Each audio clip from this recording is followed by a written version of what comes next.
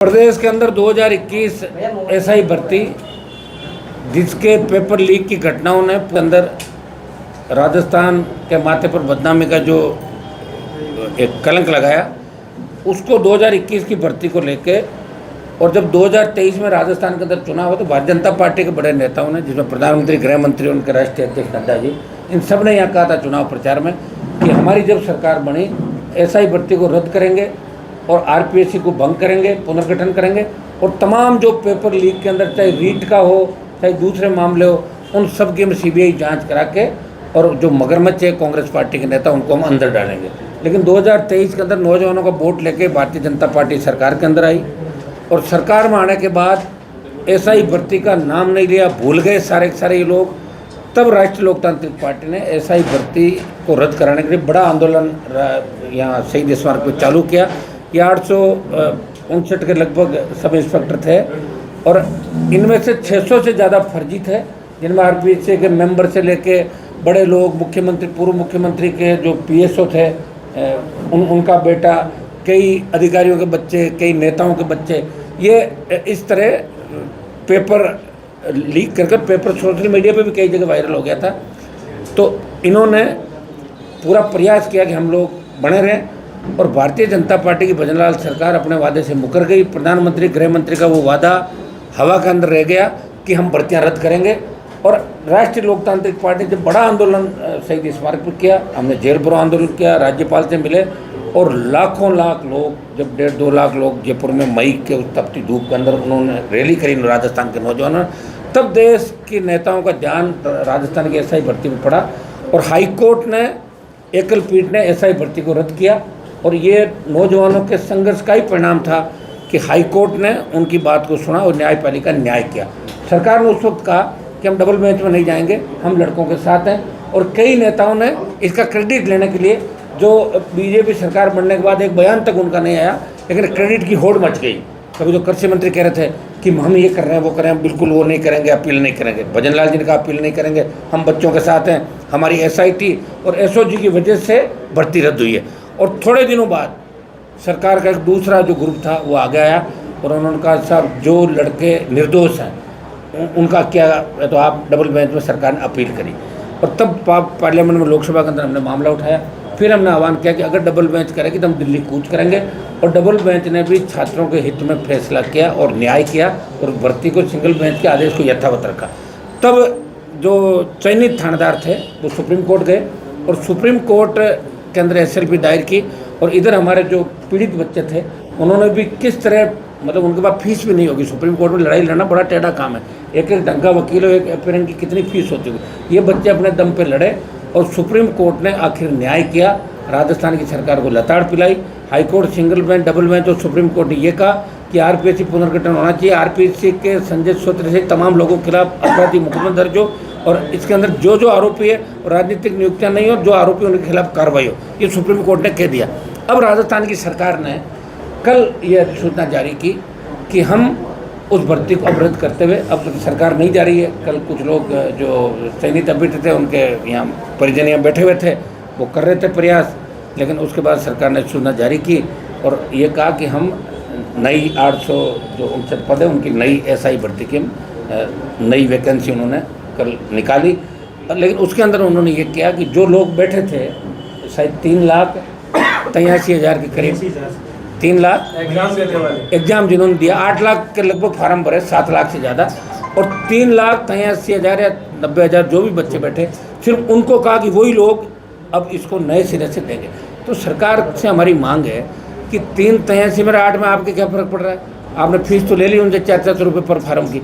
तो हमारी मांग है कि 8 लाख जो बच्चे जिन्होंने उसमें फार्म भरा, हो सकता है एज उनकी निकल गई हो, तो उसमें छूट देते हुए उन 8 लाख बच्चों को मौका दे, ईमानदारों को अपना पा जाएगा। ये हमारी सरकार से पहली मांग है। और दूसरी मांग ये है कि 23 में जब बीजेपी सरकार बनी थी उसके बाद और पहले जो जो इन्होंने वादे किए, पेपर लीक की जो घटनाएं हुई, चाहे ओएमआर का घोटाला रहा, हमने जो जो मामले उठाए वो धरातल पर आए, लेकिन एक भी प्रकरण को सीबीआई को क्यों नहीं दिया? रीट की जो एग्ज़ाम थी उसमें सीबीआई को क्यों नहीं दिया? जब कटारा पकड़े गए, दूसरे लोग कांग्रेस के नेता पकड़े, उन्होंने कहा कि हमने तो कांग्रेस के नेताओं के कहने से ये काम किया। तो मेरा भजनलाल सरकार से और देश के प्रधानमंत्री से कहना, मैं बार बार पार्लियामेंट में भी इस बात को उठाता हूँ और मैं मीडिया का धन्यवाद इस बात का दूंगा कि आप लगातार इन मामलों को उछाल रहे हो। अगर आप नहीं हो तो कोई बात बाहर ही नहीं आएगी। कुछ तो हमारे बच्चे मेहनत कर रहे हैं, तो आप लोग कर रहे हो, उसके बाद नेताओं की नींद खुलती है। लेकिन राजस्थान में स्थिति है कि कांग्रेस सो रही है, क्योंकि जितने भी मगरमच्छ थे वो कांग्रेस पार्टी के थे, पकड़े जाएंगे उसमें कांग्रेस की सरकार थी, तो वो अपना एडजस्टमेंट करने में कहीं कहीं लगे हुए हैं। भजनलाल जी को ओबलाइज कर रहे हैं, कभी चुनाव के नाम पे गलत टिकट देके कर रहे हैं, कहीं किसी तरह का कहने को बात दूसरी, और रात को जाके सीएम से मिल लेते हैं। तो ये स्थिति राजस्थान की है। और अब हम जितने भी भर्तियाँ और जो पेपर लीक की घटनाएं हुई है, इसमें तो ये बच्चों की बहुत बड़ी जीत हुई एसआई भर्ती की, और पहली बार लगा देश में, और इस देश का सबसे बड़ा आंदोलन हुआ कि एसआई भर्ती के जो गलत थानेदार चुने गए थे, 600 से ज़्यादा फर्जी थानेदार, वो जेलों में भी गए। कुछ लोगों को एसओजी ने अलग कमरे के अंदर सेटलमेंट करके निकाल दिया, कम से कम 200-250 मुलजिम एसओजी निकाले। अब जांच बाकी, पता नहीं क्या होगा उसका। लेकिन फिर भी बच्चों की ऐतिहासिक जीत हुई, और देश में एक चर्चा चली कि राजस्थान का नौजवान लड़ाका है, अपने दम पे कुछ भी कर सकता है। तो ये राजस्थान का सम्मान देश में बढ़ा। दिल्ली की सरकार के सामने भी ये बात आई कि भजनलाल जी जो कह रहे थे गलत था, वास्तव में एसआई भर्ती के अंदर फर्जी बढ़ा हुआ। इसके अंदर हमारा बड़ा रोल राष्ट्रीय लोकतांत्रिक पार्टी का, और व्यक्तिगत रूप से आप सब देख रहे हैं कि आंधी तूफान और गर्मी के अंदर किस तरह हम लड़े, और आखिरी दम तक लड़े। हमने ये भी कहा था कि सुप्रीम कोर्ट से भी फैसला अगर खिलाफ आया तो दिल्ली कूच करेंगे, दिल्ली को घेरेंगे। ये हमारा पहला इस एसआई भर्ती को लेकर कि बच्चों के साथ न्याय होगा।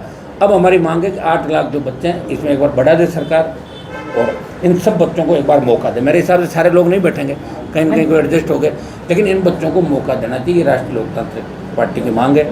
हम इसी मई महीने के अंदर हमारा कैलेंडर जारी करेंगे, जिसमें प्रदेश के अंदर जो हालात बने, चाहे बिगड़ती कानून व्यवस्था, एमएसपी खरीद, और जिस तरह बायोडीजल के अंदर जिस तरह इनके एमएलए के नाम आ रहे हैं, अवैध माइनिंग के नाम पे, भरतपुर से जो सीएम का जिला है, वहाँ अवैध माइनिंग के नाम पे एक बाबा जी ने सुसाइड किया था भरतपुर के अंदर, लेकिन उस चीज़ को भूल गए। तब बीजेपी के लोग बहुत चिल्लाए थे, हम ये करेंगे वो करेंगे। अवैध माइनिंग तो वैसी वैसी हो रही है। और दूसरे जो भी राजस्थान के मुद्दे हैं, चाहे जल जीवन मिशन घोटाले के अंदर आप और परतें इसकी खोलें, बहुत से लोग और इसके अंदर आएंगे। और हम ये चाहेंगे कि पुरानी भर्तियाँ जो पेपर लीक थे, इनकी 1-2 जाँच आप सीबीआई को कराएं, ताकि बड़े मगरमच्छ कांग्रेस के नेताओं को पकड़ा जा सके, जो जोर जोर से भौंकते हैं कि हमारा कुछ कर लो, हमारा कुछ कर लो। तो बीजेपी को करके दिखाना चाहिए, नहीं तो ऐसा लगेगा कि बीजेपी कांग्रेस मिली हुई है और मिलाजुली का खेल है। ये राजस्थान में अब लंबा चलने वाला नहीं। 28 के अंदर राजस्थान का नौजवान इस खेल को बदल देगा और दोनों पार्टियों को घर बिठाएगा। बहुत बुरी स्थिति से राजस्थान गुजर रहा है। मुख्यमंत्री पूरी तरीके से फेल है, उनको कुछ भी नहीं पता। उनकी जबान ऐसे फिसलती है कि डेली एक आदमी कभी न कभी उसकी जबान फिसलती है, दिन में 10 बार ये क्या बोलते हैं क्या नहीं बोलते ही पता नहीं। अधिकारी सरकार चला रहे हैं, और जो लोग जब कांग्रेस की सरकार गिर रही थी और जो लोग बीजेपी के नेताओं को फोन टैप कर रहे थे, उन सारे अधिकारियों को पीएचक्यू के अंदर अच्छे पद दिए गए। और वही अधिकारी इस बीजेपी की सरकार को चला रहे हैं, जो बीजेपी के नेताओं को जेल में डालने के लिए दिल्ली तक छापे मारे थे। तो बीजेपी को अपना इतिहास याद करना चाहिए कि आगे भी चुनाव होंगे। बंगाल की जीत से ज़्यादा खुश होने की आवश्यकता नहीं। बंगाल के अंदर ममता बनर्जी का लंबा 15 साल का शासन था। आपने एसआईआर के अंदर 93 लाख वोट काटे, ज़्यादा अंतर भी नहीं, आपका 30-32 लाख का है। और जिस तरह पूरी ताकत आपने झोंकी, 3-4 लाख पैरामिलिट्री को वहाँ डाल दिया और जो खोप पैदा किया, इसकी वजह से आप जीत गए। लेकिन केरल तमिलनाडु में बीजेपी क्या स्थिति वो भी आप देख लें, कर्नाटक में क्या है वो भी देख लें, और ये राजस्थान है, यहाँ भारतीय जनता पार्टी का कुछ भी नहीं बटने वाला। अगर इसी तरह का काम चला तो राजस्थान का नौजवान इस सरकार को उखाड़ फेंकने के लिए राजधानी की ओर कूच करेगा और सचिवालय में घुस जाएगा। इतना गुस्सा राजस्थान के नौजवानों के अंदर है। नौजवान आत्महत्या कर रहा है, किसान आत्महत्या कर रहा है, और एक कॉकस बन गया माफिया पुलिस। और इसका एक जो पहले बजरी माफिया के नाम से था, आज देखिए कोई भी मामला दर्ज होता है उस पीड़ित व्यक्ति को न्याय नहीं मिलता, वो आखिर भटकता रहता है। बहुत से लोग सुसाइड करते हैं, सुसाइड नोट लिख के कि हमारा इस व्यवस्था से भरोसा उठ गया, हम मर रहे हैं। ये राजस्थान के अंदर महिला अपराध इस देश के अंदर नंबर 1 पे हो गया राजस्थान अपना। SC/ST पे जो अत्याचार हो रहा है वो नंबर 1 पे राजस्थान हो गया। तो राजस्थान को बचाने के लिए RLP लंबी लड़ाई अब राजस्थान के अंदर करेगी। पहले भी हम लड़ते रहे और लड़ते लड़ते यहाँ तक पहुँचे, और निश्चित रूप से बड़ी लड़ाई लड़के राजस्थान के प्रत्येक वर्ग प्रत्येक समाज को न्याय दिलाने के लिए कटिबद्ध है, कर संकल्प। और आज एसआई भर्ती की जो जीत हुई है, इसके उपलक्ष्य में बच्चे मुझे धन्यवाद देने के लिए आए। और आप सबको मीडिया का धन्यवाद कि भर्ती रद्द कराने में मीडिया की सबसे बड़ी भूमिका रही और हमारे उन बच्चों की जो लगातार 3-4 साल से संघर्ष कर रहे थे और सारे उन लोगों की जिन्होंने कहीं न कहीं किसी न किसी रूप में ऐसा ही भर्ती रद्द कराने की बात रखी, उन सबको धन्यवाद। राजस्थान में आरपीएससी लेती है और वही सबसे ज़्यादा संदिग्ध है। देखिए, अपने ये चाहते हैं कि आरपीएससी का यूपीएससी की तर्ज पे गठन हो। अपने यही तो कहना है कि आरपीएससी का यूपीएससी की तर्ज पे गठन हो। ऐसा नहीं कि यूपीएससी में कभी गड़बड़ नहीं हुई, कई बार यूपीएससी की गड़बड़ भी, लेकिन उसको वापस सही किया गया। यूपीएससी के मेंबर को फ़ोन करने से पहले 1000 बार लोग सोचते हैं सिफारिश करने से पहले। यहाँ तो हर कोई जाके सिफारिश कर जाता है आरपीएससी, दीवार कूद के अंदर घुस जाते हैं मेंबर्स के, चेयरमैन के, सूचियाँ जारी कर लेते हैं। हमारे एक पहले चेयरमैन थे आरपीएससी के, वो तो पहले ही कॉपी घर पर रखते थे, अपने सारे बच्चों के रिश्ते अच्छे कर दिए उन्होंने। अच्छा, तुम आरएस बना दो, तुम्हें मेरी भतीजी से रिश्ता करोगे, मेरी भांजी के करोगे, ऐसे 50-100 बना दिया। अब क्या करोगे आप, है ऐसा लोग। तो हम ये चाह रहे हैं कि 2004 से लेकर 2025 जितने भी आरपीएससी के चेयरमैन रहे, जितने मेंबर रहे, उनके रिश्तेदारों की और जो चयन जिनका हुआ है, चाहे वो एसडीएम बना, डिप्टी बना, चाहे आरजेएस बना, उसमें भी आरपीएससी की महत्वपूर्ण भूमिका होती है, हाई कोर्ट के साथ साथ। ये बड़े पदों पर जो लोग बैठे हैं उनके रिश्तेदारों की अलग सूची बनाए, जिससे जनगणना हो रही है। उन मेंबर के साथ जो सेकेंड डिवीजन थे 10th-12th में, वो टॉप कैसे कर रहे हैं, वो कैसे आरपीएस बन रहे भाई। तो ये मैम इनकी जांच कराने की मांग हमने पहले भी रखी थी, लोग जो विधानसभा के अंदर थे, प्रयास भी किया था। जब ये आपका एक बार मुद्दा उछला था 2014-15 के दौर में, जब हबीब खां गोरान को जेल में डाला था, वो मामला भी हमने उठाया था। और होता क्या है, हम किस बात को उठाते हैं, 3 दिन बाद चली, 4थे दिन सरकार में बैठे लोकतंत्र हावी हो जाता है और विपक्ष को जहाँ एकजुट होकर लड़ने की आवश्यकता, विपक्ष एकजुट नहीं है। और कांग्रेस खुद इतने धड़ों में बंटी हुई है कि 1 दर्जन मुख्यमंत्री कांग्रेस के आज की तारीख में है। सरकार इनकी नहीं आ रही, लेकिन 1 दर्जन सीएम के सपने लोग ले रहे हैं, हम सीएम बन जाए, वो बन जाए। राजस्थान की जनता की किसी को चिंता नहीं, इसलिए जो भी स्थितियाँ हैं उसमें हम प्रयास करेंगे, लंबी लड़ाई भी लड़ेंगे और राजस्थान को न्याय दिलाएंगे। कांग्रेस को महेश जोशी के लिए भी लड़ाई नहीं लड़ रही। देखिए, कांग्रेस के महेश जोशी के साथ और भी लोग, उनको मैं तो कह रहा हूँ उनको गिरफ्तार करना चाहिए। रीट के आरोपी कौन है? भजन लाल जी ने कहा भाई कांग्रेस के नेता मेरे से रात को घर पे मिलते हैं, पकड़ो उनको। जिनकी कलाम कोचिंग पे आरोप लगे, किसकी है कलाम कोचिंग, चेक क्यों नहीं कर रहे हो आप? क्या करना आपका? पकड़ा दकड़ी करो जिनकी, ताकि आइंदा से मैसेज दो, आइंदा से ऐसा काम कोई भी नेता करने से पहले 1000 बार राजस्थान में सोचे। सांसद साहब, आपने कहा कि कांग्रेस की सरकार नहीं आ रही, पर कल डोटासरा ने ये आशंका जाहिर की है कि राजस्थान में भी बंगाल की तरह पूरी ताकत भाजपा झोंक सकती है। वो तो सब जगह सभी झोंकते हैं, हम ही झोंके पूरी हमारी ताकत। हम चाह रहे हैं कि इस बार राजस्थान में तीसरा मोर्चा और राष्ट्रीय लोकतांत्रिक पार्टी सबसे बड़े दल के रूप में आएगा राजस्थान के अंदर, क्योंकि लोगों का माइंड सेट है यहाँ पे। आप देखिए, जहाँ जहाँ सरकारें बनी, केजरीवाल की अगर सरकार बनी तो मीडिया का सबसे बड़ा सहयोग रहा कि 6 महीने तक केजरीवाल ही फ्रंट पेज में छपे थे, दूसरे पीछे चले गए थे, वो दिल्ली थी। आपके सहयोग के बिना सरकार नहीं बन सकती। राजस्थान में लोग भूलते हैं, राजस्थान का जो इतिहास है उसके अंदर भी आप देखोगे कि इतिहास के अंदर किस तरह लोग अपने खड़े हो जाते तुरंत। सबसे पहले खड़े होने का राजस्थान में खड़े, हुक्म यूँ करके खड़े हो जाते लोगों को, देखो राजस्थान में। तो उनको इसमें भी जाना होगा कि तुम इस इतिहास को भूलो और नए हिसाब से आप लोग चलो। इतिहास के अंदर जो कमियाँ रही, लड़ ले होंगे 2-4 राजा महाराजा, उससे क्या होता है? हिस्ट्री नहीं भाई, अपनी हिस्ट्री नहीं है। अंग्रेजों के खिलाफ जो लड़ाई लड़ी, कहाँ इतिहास था अपना? बताओ मुझे, कितने लोग अंग्रेजों के खिलाफ लड़के से? गीत तो नहीं गाए जाते हमारे। या तो पंजाब के भगत सिंह जी और सुखदेव, राजगुरु, तमाम जो बंगाल, उत्तर प्रदेश, उन लोगों को याद किया जाता। अपने कितने लोग थे? हाँ, कुछ लोगों ने शहादत दे दी होगी, इसका मतलब ये नहीं कि माइंड सेट है। यहाँ लोग क्या करते हैं, आराम करना चाहते हैं, एक बात को नई बात 9 दिन और फिर भूल गए। ये राजस्थान के लोगों की आदत है। और देखिए, मैंने जब किसान आंदोलन में सत्ता छोड़ी तो कायदा तो ये था कि किसानों को मेरे को इतने वोट देने चाहिए, मेरे 20-25 MLA आते हैं, 1 से 0 पे लेके आ गए। तो मेरी गलती थोड़ी है, मैं तो लड़ाई लड़ी रहा हूँ। हमारे ऊपर उंगली नहीं उठा सकता राजस्थान का कोई भी व्यक्ति, क्योंकि विपरीत परिस्थिति में सत्ता छोड़ के 25 साल से अगर राजस्थान में कोई लड़ रहा है, कांग्रेस नहीं लड़ रही है। कांग्रेस 5 साल राज में आती है, खूब पैसा खाती है, उसके बाद पैसा पचाती है, विदेश घूमने जाते हैं उनके नेता, फिर आते हैं, फिर जाते हैं। लेकिन राष्ट्रीय लोकतांत्रिक पार्टी और ये व्यक्ति आपके सामने बैठा है जो हमेशा ये कह रहा है कि तीसरा मोर्चा बनाएं, कांग्रेस बीजेपी के खिलाफ जितने भी लोग हैं उनको हम एक मंच पे लाएंगे। हमने प्रयास भी किया, चाहे केवड़ीलाल जी लड़े, जब अकेले थे उनके साथ कोई नहीं था, तब हनुमान बेनीवाल उनके साथ था, वो मुझे छोड़ के भाग गए वसुंधरा जी के पास। कितनी गालियाँ वसुंधरा जी को उन्होंने दी होगी, अब भूल गए, एक साथ खाना खा रहे हैं। मैं नहीं भूल सकता, मेरा एक बार जिससे झगड़ा हो जाता है वो अंतिम समय तक याद रहता है, ये मेरी आदत है। और मैंने पार्टी बनाई जवान किसान के लिए, जहाँ भी जवान किसान को आवश्यकता होगी मैं आगे खड़ा मिलूँगा। अग्निवीर की लड़ाई भी राष्ट्रीय लोकतांत्रिक पार्टी लड़ रही देश के अंदर।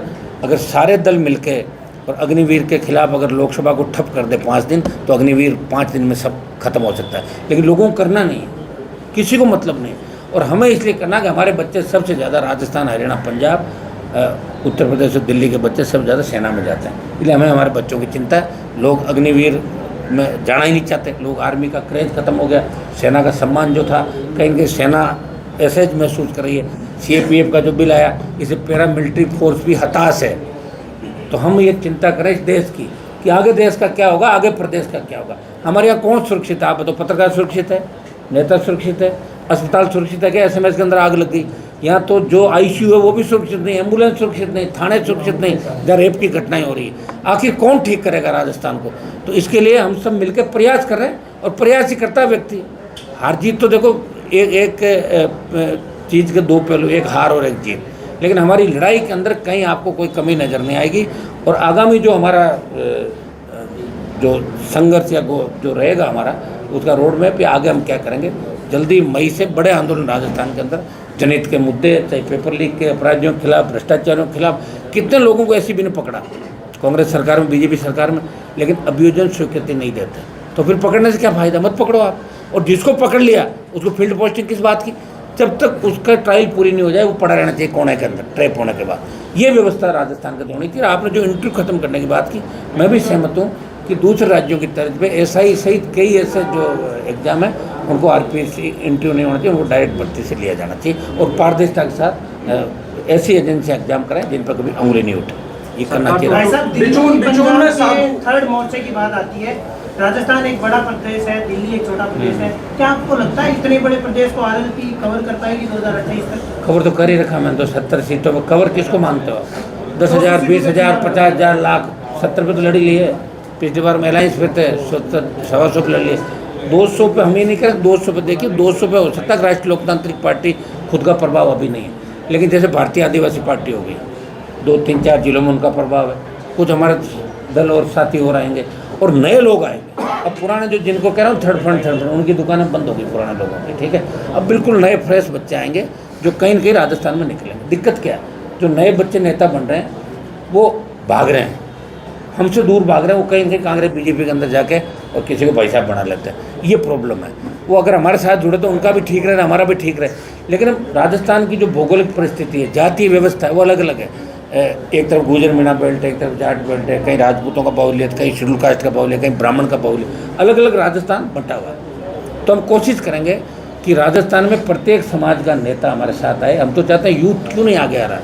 सबसे ज़्यादा युवा RLP के अंदर है, सबसे ज़्यादा राष्ट्रीय लोकतांत्रिक पार्टी को देश के अंदर नौजवानों की पार्टी के रूप में जाना जा रहा है। तो राजस्थान के नौजवानों को निकल पड़ना चाहिए। जो नेपाल के अंदर जैन जी ने प्रधानमंत्री बना लिया, सारा कुछ कर लिया, जिस तरह तमिलनाडु के अंदर 2 साल में एक व्यक्ति आता है। हाँ, ये सही है कि तमिलनाडु में अपने में अंतर है। तमिलनाडु के लोगों का जो इमोशन और दूसरे तरीके का, हमारे लोग बातें ज़्यादा करते हैं, काम कम करते हैं। थोड़ा सा देखो राजस्थान के लोग क्या होते हैं, खाओ पियो सो जाओ, इसमें ज़्यादा रहे आज तक। ये 70 साल हमने देखा। लोग बातें करेंगे बड़ी बड़ी, थोड़ी देर बाद सेट होकर चले जाएंगे पार्टी बदल के। ये कर दो, वो कर दो, उसको संतुष्ट कर दो साहब। मैच नहीं पास बिक रहे हैं फलां टीम का, और 5 पास उसको दे दो, बोलता है साहब बहुत बढ़िया मैच चल रहा है, बस बढ़िया 5 मेरे आगे। इसमें राजस्थान के लोगों को मैंने देखा बहुत नज़दीक से। और बड़े नेताओं को मैंने देखा किस तरह खुद के बच्चे का MBA में एडमिशन करा दो, मेडिकल में करा दो। कह रहे साहब इससे बढ़िया तो सरकार ही नहीं। वाह वाह वाह, क्या सरकार है, मेरे बच्चे का एडजस्टमेंट हो गया। बस इतने में राजस्थान के लोगों ने किया। और इसीलिए राजस्थान में जब आंदोलन हुआ तो पहला गुर्जर आरक्षण आंदोलन हुआ राजस्थान, और हरियाणा का जाट आरक्षण। दो ही आंदोलन हुआ जिसमें सबसे ज़्यादा साधु थे लोगों। उसके बाद राजस्थान पर ध्यान गया लोगों का कि राजस्थान के लोग लड़ाके। पार्टी तो 66 साल बाद मैंने बनाई राजस्थान में, जो 10 साल तक है। RLP 66 साल बाद हनुमान बेनीवाल और नौजवानों किसानों ने पार्टी बनी। उसके बाद बनी भारतीय आदिवासी पार्टी। तो 2 ही पार्टियां बनी राजस्थान की, लोक दल, जनता दल, दम की पार्टी। ये पार्टियां तो बाहर की थी। यूपी हरियाणा के लोग उनके अध्यक्ष थे, वहाँ से झंडा आता था, डंडा आता था, उसको लेकर घूमते थे राजस्थान के लोग। ये मैं राजस्थान के लोगों को जगा रहा हूँ कि वो उठो और अपनी व्यवस्था को बदलो। और नहीं बदलोगे तो तकलीफ खुद पाओगे। हमारा हम तो पा ही रहे हैं भाई। सुन, राजस्थान के अंदर अगर जन्म लिया है तो राजस्थान के अंदर राजस्थान के लोगों की सेवा करते करते अगर 0 भी रिजल्ट आए तो भी हम परवाह नहीं करते। 28 तक हम लड़ाई लड़ेंगे, प्रयास करेंगे कि तीसरा मोर्चा भी बने, सारा कुछ हो। और हम सबको साथ लेकर चलना चाहते हैं। पिछली बार अगर मैं कांग्रेस पार्टी से अलायंस कर लेता तो बीजेपी नहीं आती सत्ता के अंदर, लेकिन मैंने कमिटमेंट किया था कि कांग्रेस बीजेपी से हम अलायंस नहीं करेंगे और हम अकेले लड़ेंगे, और अकेले ही लड़े। वोट हमारे 1 लाख बढ़े लेकिन सीटें कम होगी। और अब की बार पहले दिन से आपने देखा होगा कि चुनाव जीतने हारने के बाद पहले दिन से कोई आदमी सड़क पर आपको लड़ता हुआ नजर आ रहा है, जिसकी लोकसभा में भी 100% उपस्थिति है, जिसके पार्टी के नौजवान हर जगह हर मामले के अंदर जाके न्याय दिलाने के लिए खड़े होते हैं। और आज राजस्थान में ये स्थिति हो गई कि आरएलपी पार्टी का नाम आ जाता है, एक ट्वीट आ जाता या पार्टी का कार्यकर्ता को फ़ोन कर देता कि हम आ रहे हैं, उससे पहले लोगों को 60% न्याय मिल जाता। तो बहुत बड़ी जीत है हमारी है। बैराना धाम के अंदर जिस तरह साधु संत आंदोलन करे दूधू में, सबसे पहले मेरे पास आए भरोसा करके, कल मैं बैराना धाम का प्रोग्राम बना रहा हूँ, अभी हम तय कर लेंगे कल बैराना जाने का, और आवश्यकता पर जो बड़ी रैली भी करेंगे। रिको की जो गुंडागर्दी है, यहाँ जिन अधिकारियों की गुंडागर्दी है, जो अपने आप को बहुत ज़्यादा नज़दीक समझ रहे हैं सरकार के, उनकी दादागिरी भी ठीक करेंगे। और साधु संत जिन्होंने भारतीय जनता पार्टी की सरकार बनाने में देश में और प्रदेश में सबसे ज़्यादा नंगे पांव घूम के हर परिस्थिति में झगड़े, कई तरह जगह जान भी दी साधु संतों ने, और उनको अगर धूप में बैठना पड़ रहा है तो सनातन की बात करने वाली भारतीय जनता पार्टी क्या कर रही है? ये देश सवाल पूछ रहा है, ये हम सवाल पूछ रहे हैं कि कहाँ गया सनातन? आप तो साधु संतों को इसके अंदर बिठा कर रखे, और जब आपकी पार्टी तो साधु संतों के नाम से ही चल रही है, और आपका एक बाबा विधायक वो तो वहाँ जाके साधु संतों लड़का आया, कितना बड़ा दुर्भाग्य बताओ मुझे। तो कल मैं वहाँ जाऊँगा, बैराना धाम के अंदर भी साधु संतों की जीत हम कराएंगे, वो निश्चित रहे। 100% जीत जो चाहते वो चाहते होगा, रिको को वहाँ से भगाएंगे और उनकी बात रखेंगे। पायलट की भूमिका कैसी देख रहे हैं राजस्थान में, क्योंकि प्रदेश प्रभारी भाजपा तो उनको उकसा रहे हैं और प्रदेश अध्यक्ष निमंत्रण दे रहे हैं, आ जाओ, पार्टी गलत है, हमारे पास आ जाओ। हाँ, तो वो पहले क्या बीजेपी के पायलट साहब नज़दीक रहे हुए हैं ना, तो इसलिए अब जैसे मान लो मैं बीजेपी के अंदर रहा हुआ हूँ, मैं बीजेपी से हट के बाहर आया, तो कहीं कहीं बीजेपी सोचती है हनुमान जी पहले हमारे थे उनके दिमाग में, लेकिन मैंने पार्टी बना ली, इसलिए मुझे अब नज़दीक नहीं मानते, तो मेरी पार्टी अलग होगी ना। पायलट साहब अदुल जुल में, वो तो कहा था ना कि एक टांग इधर एक टांग उधर, तो कहीं कहीं उनका इशारा, और ये सही बात है, भारतीय जनता पार्टी के नेताओं के कांटेक्ट में है पायलट साहब आज भी। बीजेपी के लोग ये कहते हैं कि गुजरों में अगर हमारे पास सबसे मजबूत नेता है बीजेपी के पास तो सचिन पायलट है, ये बीजेपी के नेता कहते हैं। मैं क्या करूँ, वो कहते हैं, मैं थोड़ा कह रहा हूँ उनको पार्टी बनानी चाहिए। हमने तो कोशिश की उनको 2 बार सीएम बनाने की, भाई 18 में भी सीएम बनाने की कोशिश की, गहलोत से दुश्मनी ली, उनके बेटे को हराया, और फिर जब सरकार गिर रही थी तब 3 विधायक मेरे सचिन पायलट के साथ है, पायलट सीएम बने। अब उनकी किस्मत में नहीं है तो मैं क्या कर सकता हूँ, मैं थोड़ी किस्मत लिखूंगा, और वो नहीं रह सकता। अब आप केरल में कह रहे हैं हमने जीता दिया, अरे यार खुद राजस्थान तो जीता ही नहीं पा रहे। कई बीजेपी के नेताओं को दिमाग खराब हो गया, कह रहे बंगाल हमने जीता रहे, तो खुद तो अपनी सीटों में जीत नहीं पाए, 3-3, 4-4 बार। शर्म तो करो थोड़ी बात, क्या बयान दिला रहे हो बेचारे सीधे लोगों से कि इनका ये रहा, बंगाल में छुप गए तो हम कुछ बात तो नहीं निकले थे, टीएमसी के डर से प्रचार तो नहीं करते थे 8 बजे बाद, यहाँ कह रहे हमने जीता दिया, खा पी के होटलों में पड़े रहते थे, फालतू की बात करते हैं। ये बात नहीं करनी चाहिए लोगों को, उनको खुद के गिरबान में जाके जाना है। तुम्हारा खुद का तुम्हारे क्षेत्र में प्रभाव नहीं है, और आने वाले चुनाव में भी तुम हारोगे पूरी तरीके से। इसलिए बंगाल जिताने की बात मत करो, बंगाल कैसे जीता है कैसे नहीं जीता पूरा देश जानता है। थोड़ा सा ममता बनर्जी का जो अहंकार था, उनके एमपी जाते ही नहीं थे इलाके के अंदर, मैं देखता था, वो परमानेंट दिल्ली रहते थे, तो कहीं कहीं लंबे समय तक शासन रहा, उसकी वजह से बंगाल हारा है। तो केरल और तमिलनाडु फिर बीजेपी जादू क्यों नहीं दिखाया, बताओ मुझे, दिखा देते वहाँ पे।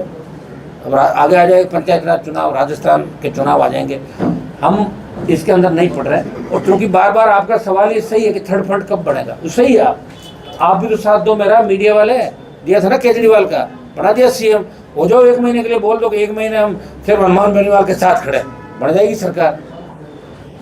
ये मीडिया की महत्वपूर्ण भूमिका होती है भाई इसके अंदर। हाँ हनुमान जी, आपने कहा कि विजय सरकार बना लेंगे, वहाँ एक तरीके से वहाँ इतनी बड़ी जीत है, लेकिन सरकार तो वो अभी भी नहीं बना पा रहे, कुछ सीटें ही कम रह गई ऐसी। 100 सीट लेना ही बड़ी बात है। हमारे यहाँ तो मान लो 50, 60, 100 सीट देते तो अपना बन जाएगी सरकार, पीछे भाग के आ जाएंगे लोग। भाई सुनिए मेरी बात, 100 सीट लेना बहुत बड़ी बात है 2 साल के अंदर। मतलब तमिलनाडु की जो जनता है वो अलग चल रही है, ऊब गई वो स्टालिन के शासन से, और एडीएमके को भी देखा हुआ उन्होंने, जो उनका नया व्यक्ति होना चाहिए। अपने लोग कब तैयार होंगे, मैं तो ये पूछ रहा हूँ, राजस्थान के लोग कब तैयार होंगे? बातें करा लो बंद कमरे में, शाम को 8 से 12 जो पार्टियाँ चलती हैं उनमें बात करा लो, बोले ये कर देंगे, सुबह उतर जाती है, उसके बाद कुछ नहीं करते। ये राजस्थान की स्थिति, मुझे चिंता है राजस्थान की। सुनो, चिंता इसलिए मैं खराब हो रहा हूँ भाई, मैं खराब हो रहा हूँ इसलिए मुझे चिंता है, बाकी मुझे भी क्या चिंता है। मतलब 2028 में थालापति हनुमान बेनीवाल, मैं ये नहीं कह रहा हूँ, सुनो, मैं लड़ाई 28 के अंदर मजबूती के साथ लड़ूंगा, इसमें कोई दो राय नहीं। 28 से हमारी लड़ाई मजबूत होगी।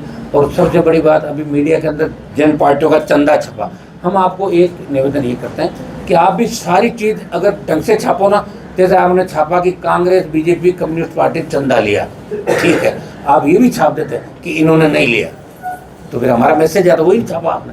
छापना चाहिए कि राष्ट्रीय लोकतांत्रिक पार्टी ने 100 रुपये नहीं लिए, वही तो मैसेज होता है। इसलिए आपसे मेरा आग्रह है कि वो भी छापे जिन्होंने लिया, और जो बेचारे नहीं ले रहे, गरीब हैं, उनका भी आप छापो बराबर, ताकि जनता को पता लग सके।